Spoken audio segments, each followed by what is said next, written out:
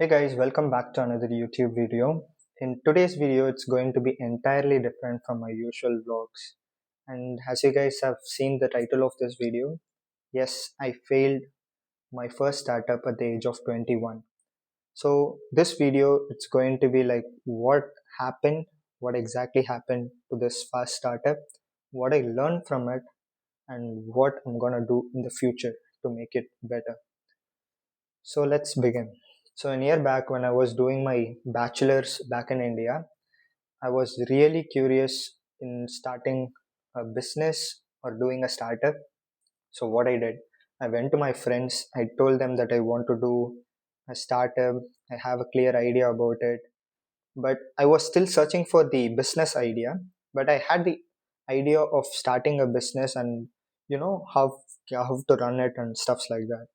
So I went to them, I told them. So one of my friends suddenly pops out and he tells, before starting your entrepreneurial journey, you have to watch this movie named Social Network. As you guys know, it's the biography of Mark Zuckerberg inventing Facebook. So I watched that movie. That movie gave me the fire. It literally gave me the fire of starting something bigger than life. So now I got the motivation to do a startup. Then a team of five is ready. My friends were ready to put their works onto the startup. Now we were really confused on the business idea. When it comes to the business idea, I had zero options. Like I literally had no idea at all. So what I did, I went to the YouTube. I asked the YouTube that what are the best business ideas for an young entrepreneur in the year 2024. This is what I asked. A lot of bullshit videos, hundreds of bullshit videos. I used to watch like straight 8 hours. I used to put all my work over there. I didn't get single idea. So when I was stuck in this specific situation, I don't exactly remember where I read this, but it was like if you are looking for a business idea, don't just ask people around you. Instead, pay attention to the problems people face every day, observe that, and analyze it. This is where you get the real idea of your business. So, this is what I believe, that business is something where people pay you for the for solving the problems that they face with particular to a niche. After a much long of a discussion, we finally decided to build a service marketplace app. So people who are watching who don't know about what service marketplace is, it's an app or a website which links the vendors or technicians to the customers. So we had this rough idea. We almost brainstormed everything like the business model, even the monetization model, the logo, the name of the company, everything. And we started working. So the first step, we identified a problem. So the customers were facing an issue in getting a proper technician or a vendor for getting their service done. For example, if your pipe is not working properly, you need a plumber. You can get that from maps itself, but it won't show you the real time available vendors or technicians who are readily available and can come then and there. So it was like Ola and Uber for services, and we had this problem identification done. The second comes the research, market research. When it comes to the market research, we had a lot of discussions, we had a lot of chaos in that. There we found two companies. The first one is TaskRabbit.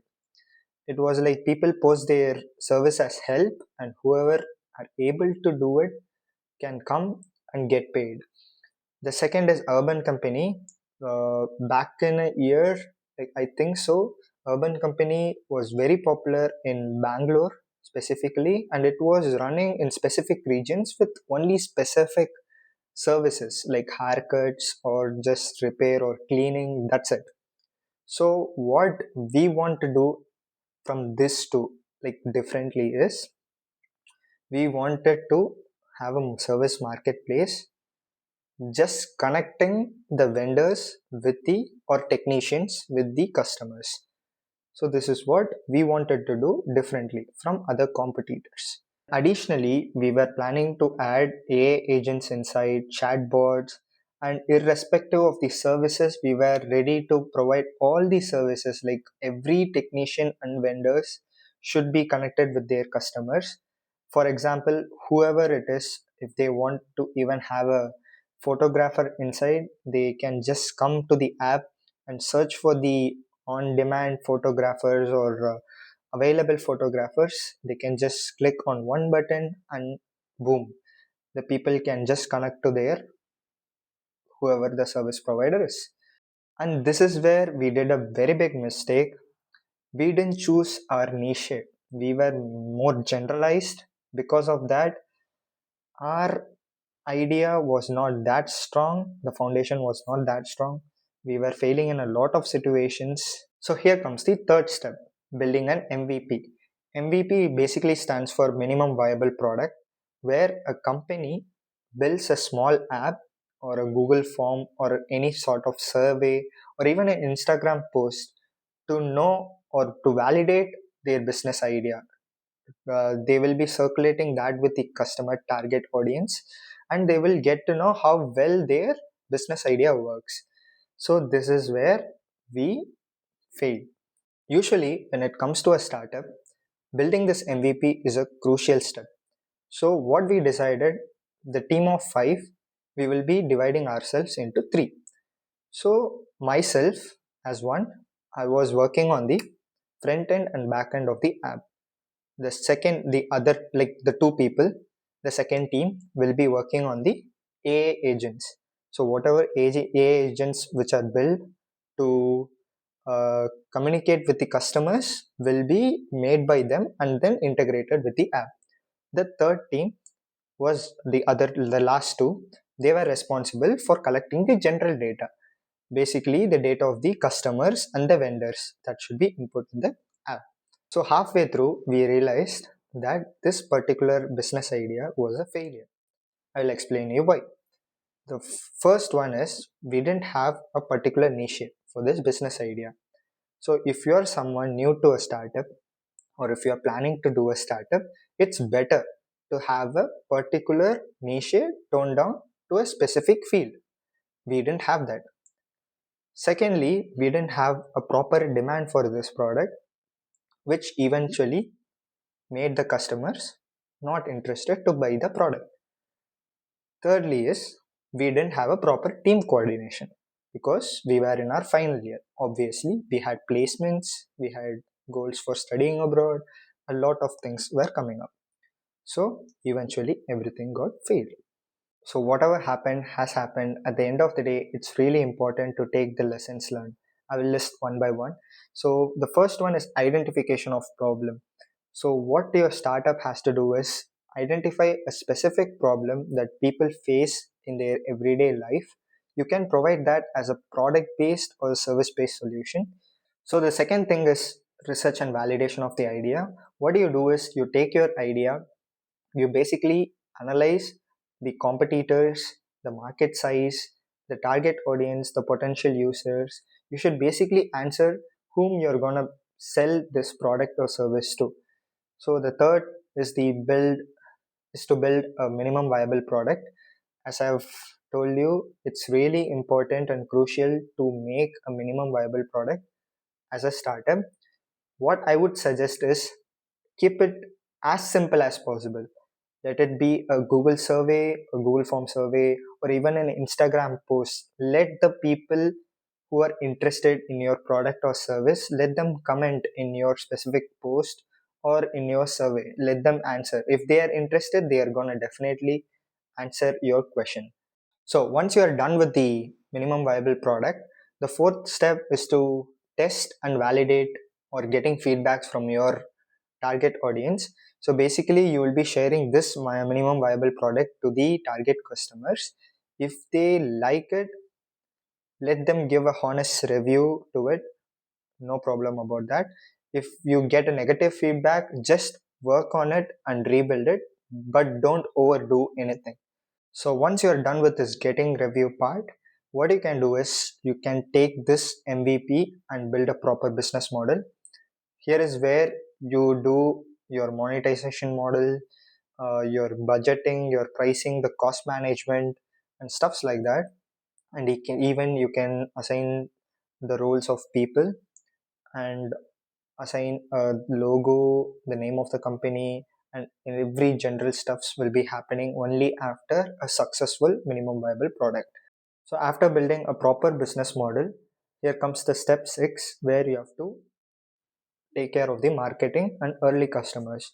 What you're going to do is you're going to launch your proper business model or a product or a service to the market.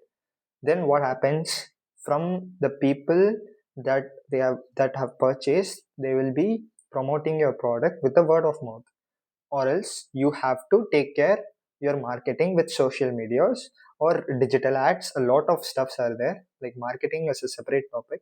So when the marketing is done properly, then comes the sales. Sales is basically, in layman terms, I can explain it in a product life cycle.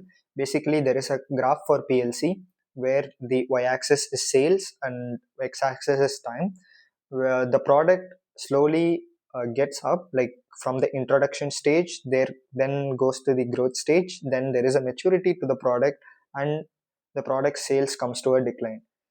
So this product life cycle is really important for any startups to understand, because this is where your entire product sales is going to be, and it's important to know where your product is at.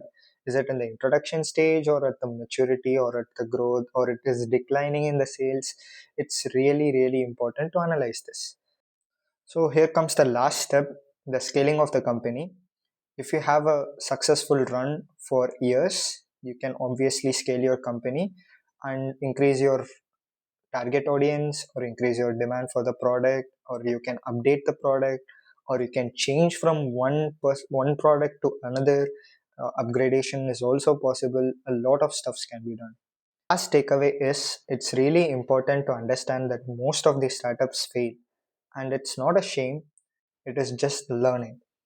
And you have to understand that it's really important to fail so that you can improvise your next idea by applying the knowledges which you have understood so far. So that's it. So guys, as I promised, I will show you my first MVP that I developed for my startup, which required no coding skill at all. So this software named Flutterflow allows you to make your own UI UX without any coding language. And this was my first homepage. You can see a lot of services are mentioned over here. This was just a initial MVP. I didn't concentrate much on this, but just to have an idea about my company, I wanted to develop this MVP. So if you go here, this is the storyboard, like how exactly it looks like and where it goes and all. I can show you my back end also, but the back end contains some sensitive informations which I should not be exposing. So yeah, maybe another time. I will, if you guys are interested, I will let you uh, know the procedure and stuffs. Yeah, for sure. So about my second startup, I do have an idea, a solid idea about doing something which is bigger this time, and I've learned my lessons, and I'm not gonna repeat the same mistakes that I did. I hope this 2026 goes bigger for me. Let's hope. So if you guys like this type of video and want to watch more videos like this, or do let me know in the comment section if you want to know more about business and finance. I can do contents about that as well. So see you in the next video. Until then, peace.